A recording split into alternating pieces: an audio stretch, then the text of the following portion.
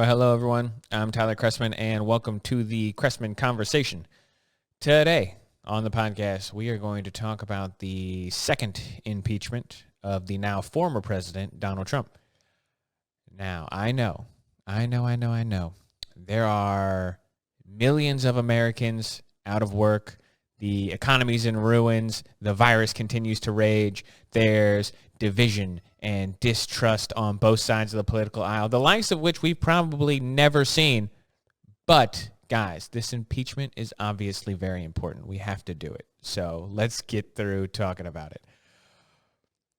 To start with, there was a bit of a controversy about this impeachment process right from the beginning as to whether or not there is a constitutional precedent to impeach someone who is no longer in office. Because I don't know if you guys knew this, but since January 20th, Donald Trump is not the president of the United States anymore. So we're impeaching a guy to remove him from office who's no longer in office. There was a big constitutional question as to whether or not that is even allowed, because impeachment is a political tool. It's not a criminal tool. If you are convicted in the Senate in an impeachable offense, nothing happens except they remove you from office. So why are we doing this? What is the point? Now, there is actually some precedent about impeaching people who are no longer in office anymore. So I do think that there is a constitutional basis for doing this impeachment. There is not, you can't say it's unconstitutional. It does appear that way to me, at least. I am no constitutional lawyer, but there is some precedent for this happening in the past. Not to a president, but to other people. But should we be doing it in the first place? That's a different question entirely. And the entire reason that we're doing this is because the primary reason for impeaching someone, removing them from office, is not actually the primary reason for this impeachment. What the Democrats are hoping to accomplish by impeaching Donald Trump is that they are going to bar him from political office in the future. Now, I don't think Donald Trump is going to run again. I don't think that this has any basis for anything whatsoever. But that is the goal. They're not trying to impeach him and remove him from office, nor is this just about holding him accountable. They really want to bar him from ever running again, because Joe Biden got incredibly lucky in this election process and beating Donald Trump. Donald Trump made a series of errors in a very winnable election, and they don't want to ever have to face him again. Although I think if the Democrats are smart, they would encourage Trump to run again, because I think they would beat him in the future. Anyway, we're going to move on. I do think, just to start, there is a constitutional basis for this. It's not unconstitutional. So why is Donald Trump being impeached? That's a fantastic question. Well, if you were to listen to the Democrats, Donald Trump is directly responsible for inciting the January 6th insurrection at the Capitol building. He tried to overthrow the results of a presidential election, and in effect, the coup that he attempted to stage is the grounds for the impeachment. The incitement of the rioters is the grounds for the impeachment. Now, I'll get right out in front here and make my opinion very well known. This entire impeachment effort is ridiculous, it's a sham, and it is an embarrassment to our political system. There is no court in the entire country that would convict Trump of the legal definition of incitement. There's not a single one. I don't care what, it could find me the most liberal court in California, the 8th District Court, I think, the most liberal one in the country, would not convict him, because it does not rise to the legal definition of incitement. Doesn't even come close what he said on January 6th. So it's just ridiculous right from the beginning. He talked about in his speech, which is what they're impeaching him for, the speech he gave before the Capitol riots, that he asked the people who were there, he said, we're going to march over to the Capitol and we're going to peaceably protest. Those are his words, peaceably protest. You cannot say that he wanted anything other than a big protest to soothe his hurt feelings.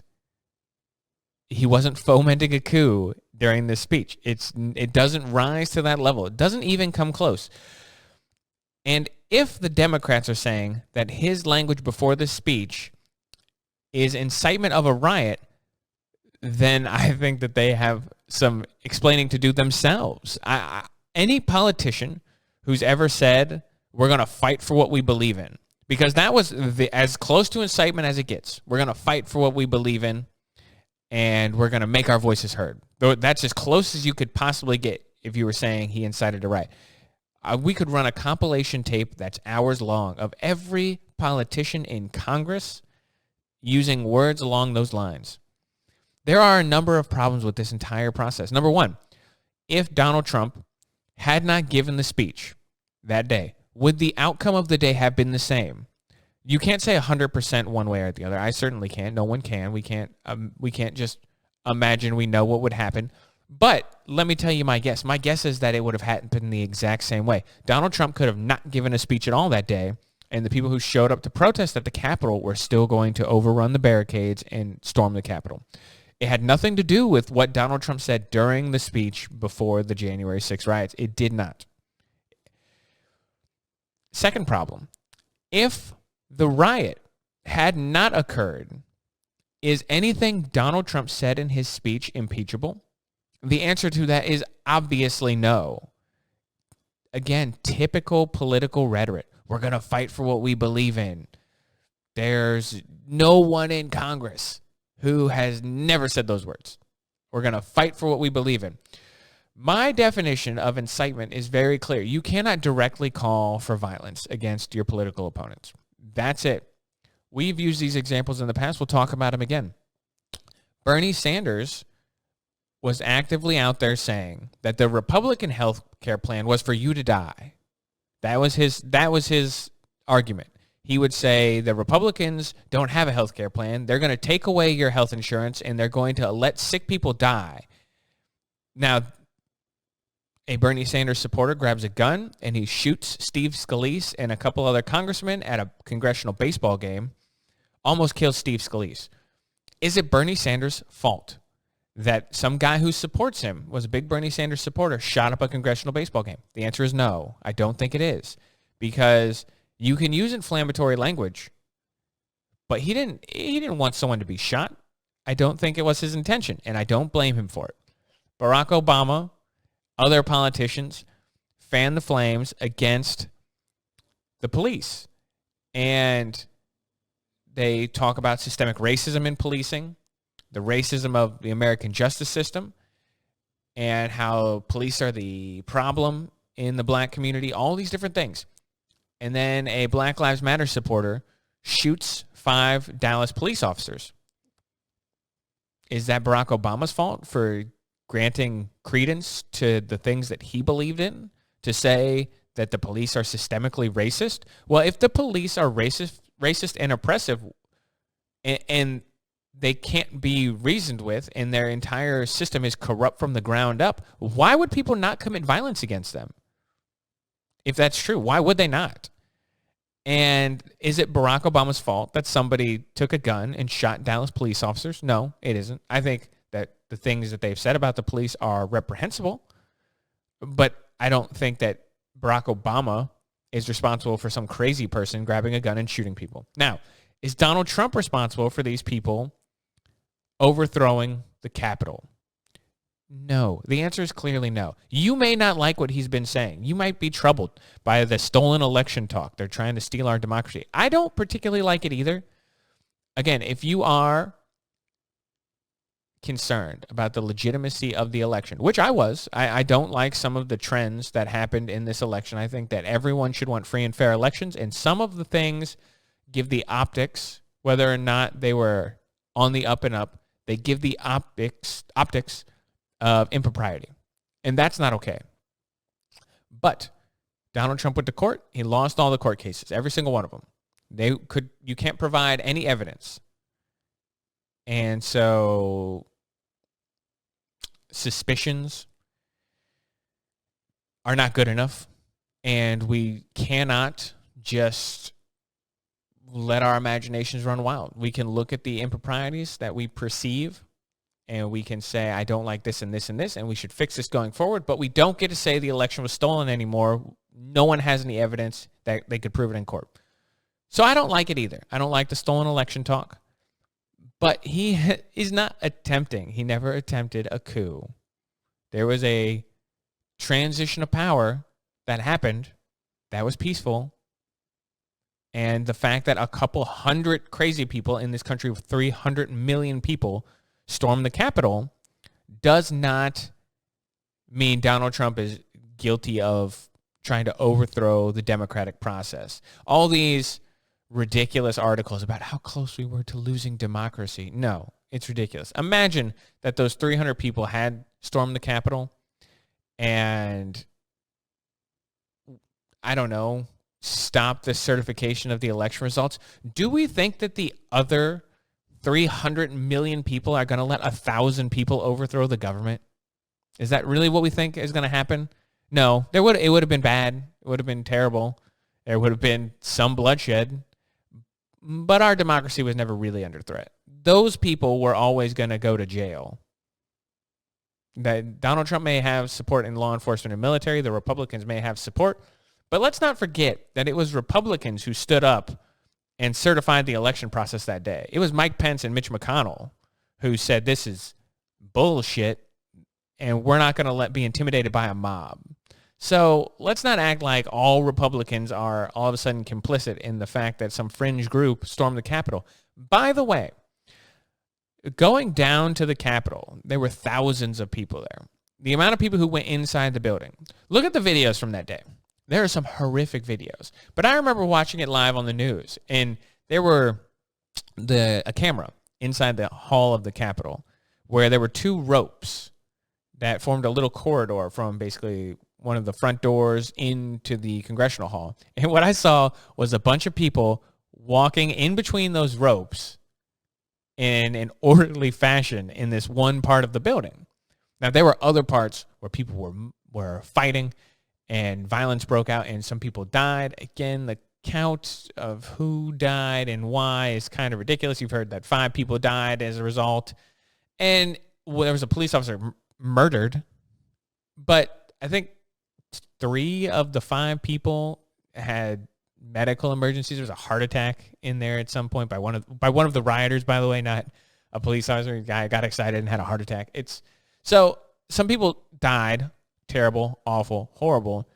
But I don't even think the majority of the people who went into the Capitol building realized that what they were doing was illegal at that point. The first people who went in surely did. But then what you saw was a stream of people following behind that initial rush who just sort of wandered in and milled around and then left. Those people were just like, oh my gosh, this is crazy. Let's get in there and take a selfie. They weren't insurrectionists. They weren't trying to overthrow a government. They were morons who didn't realize they were committing a crime. And you can tell that by watching on TV as these people orderly queue up and fall in line, in the rope lines as they walk into the building. So you may have found a handful of nuts in that group of thousands of people who showed up who really thought that that's what they were going to do. I've seen the New York Times has run pieces about this, the coordination on Telegram and Parler, Twitter, and Facebook of these people who were highly organized. What did they do? What was there were some bombs that were planted that didn't explode. There was some guys who fought some cops and wandered around inside with seemingly no direction whatsoever. You saw a guy with some zip cuffs who apparently was looking to hogtie some people. Those people are terrible. They should all go to jail. It's awful. It's terrible what happened. But let's just stop pretending that, first of all, it's Donald Trump's fault. And secondly, that our democracy is in peril. It's not. It's ridiculous. This entire thing is ridiculous. The entire process is ridiculous. It does not make any sense that this impeachment trial is going forward. They impeached him in a day in the House, by the way. That's how you know it's bullshit. There was no gathering of evidence. There was no trial. They looked at Donald Trump's speech. They said, we don't like Donald Trump. His supporters overthrew the Capitol. It's his fault. That's a ridiculous standard. It has no legal bearing, and it would not hold up in any court in the entire country. Donald Trump's lawyers have been morons. There is an easy defense of this. Take Donald Trump's speech. Take the parts that they quote, find clips of Democrats saying the exact same thing because it is easy to do. It's not hard. Look at his actual speech. For those who haven't actually listened to it, it's not the best speech in the world. Just go listen to it. Listen to the things he said. Listen to how he said, we're going to march to the Capitol. We're going to peaceably protest. Listen to the parts where he said, this election was stolen and we're going to fight for what we believe in. What do you think he means by that? Do you think he means what everyone else means when they say it, which is that we're going to make sure everyone knows that we're pissed off? Because that's kind of what it sounds like in the speech. Typical political rhetoric. The whole thing is just silly. And it's it's an we said this earlier. It's an embarrassment to our country that we're impeaching Donald Trump again for no reason. If you think that he should be held accountable, guess what? He lost the election because of shit like this. He lost the election because he has a big mouth and he didn't know the proper time to open it. There are times when Donald Trump's personality has been his greatest asset. And there are times when it is his biggest foe. And since November, his personality has been terrible. And it has done real harm to any image that he wanted to leave behind that people might have held in high esteem. He didn't have a lot personally going for him. He's brash. He's brash. That's the nicest thing I can say about him. And he speaks his mind, and sometimes he says stuff, and you say, well, that's true. I remember watching the 2016 elections, and they talked about the Middle East. I don't think Donald Trump knows anything about the Middle East. But what he said was at least true and honest and kind of understood the unique problem posed by the Middle East. And when Hillary Clinton spoke, it was so dishonest. And I remember I think I tweeted that night maybe or put up a status on Facebook, something like that, where I said, I cannot believe that Donald Trump is more honest on this question than Hillary Clinton. And sometimes he nailed it. Sometimes he didn't. And the past couple months he has not, but none of what he said is impeachable. Anyway, that's kind of just a brief overview of this whole impeachment thing. It is a waste of time. We all know the outcome. They were never going to peel off 17 senators to convict. It was never going to happen. They got 11 in the House to vote for impeachment, but they were never going to get 17 senators. It's just not going to happen. So we all know the outcome. Yeah, we're going through it anyway because the Democrats want to make Trump look bad and then use the bad image of Trump to then rub the rest of the Republican Party and paint them all as co-conspirators in an insurrection. That's the goal. It is completely political. It's not about holding Donald Trump accountable. It's not about preventing future presidents from, as they're leaving office, trying to overthrow a coup. I've heard that, where we have to hold them accountable. Otherwise, every president will attempt a coup in the future. Nope, not true.